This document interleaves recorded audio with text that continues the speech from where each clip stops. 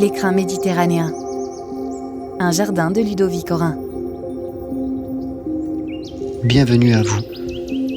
Et merci d'avoir choisi de découvrir ce jardin. À travers cet écrin méditerranéen, j'ai voulu partager avec vous mon univers. Celui des odeurs, des couleurs et des ambiances de la Méditerranée. Un jardin qui, malgré le manque d'eau, prouve qu'il est possible de créer un lieu vivant, poétique et durable. Avançons ensemble. L'entrée se fait par cette allée étroite entourée d'arbres. Allez-y, entrez doucement. Et écoutez le son discret des coques d'amandes qui craquent sous vos pas. Laissez vos sens s'éveiller. Continuez jusqu'au muret en pierre, juste en face, et regardez. Un pin un peu trop curieux semble vous indiquer le chemin. Suivez-le. Vous voilà maintenant face à une pergola.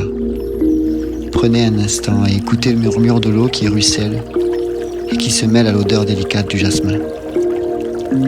Avancez. Prenez un peu de hauteur. Sous cette pergola, qui encadre le jardin comme un cloître, laissez-vous surprendre par la densité et les couleurs de la végétation. Cyprès, oliviers et massifs fleuris, tout ici évoque la Méditerranée. Maintenant, deux options s'offrent à vous. La première, descendre, découvrir le jardin par les escaliers.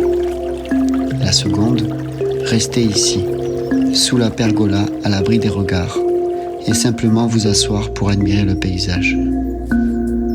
Ensemble, nous allons explorer les deux. Je vous propose de commencer par le jardin. Vous pouvez descendre par les escaliers et écouter. Un léger fil d'eau circule entre les marches. Je vous invite à déposer ces petits bateaux en bois sur l'eau et à les regarder suivre le courant comme un souvenir d'enfance. Vous arrivez maintenant au centre du jardin, près d'un bassin en pierre, entouré de fleurs délicates. Sous vos pieds, le dallage de pierre se mêle à la végétation. Regardez autour de vous.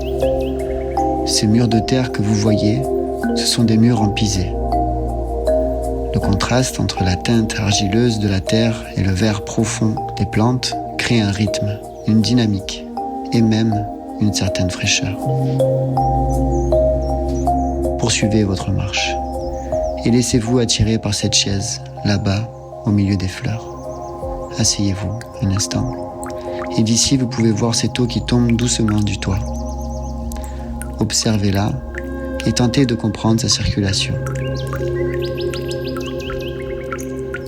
Vous avez deviné ? Allons voir cela de plus près. Reprenons le chemin et prenons un peu de hauteur par les escaliers, plus loin. Nous voici de nouveau sous la pergola. Approchons-nous de ce rideau de pluie. D'ici, tout devient plus clair. L'eau qui tombe est recueillie par une gouttière, puis dirigée vers une citerne souple, cachée juste sous le caillebotis. De là, elle alimente tout le circuit d'eau du jardin, jusqu'à revenir au bassin central. Merci d'avoir partagé cette balade avec moi. Vous pouvez maintenant vous asseoir et prendre un moment pour observer. Ici, tout s'équilibre. Un jardin qui s'adapte aux contraintes du climat et devient à sa manière une réponse poétique aux sécheresses de demain.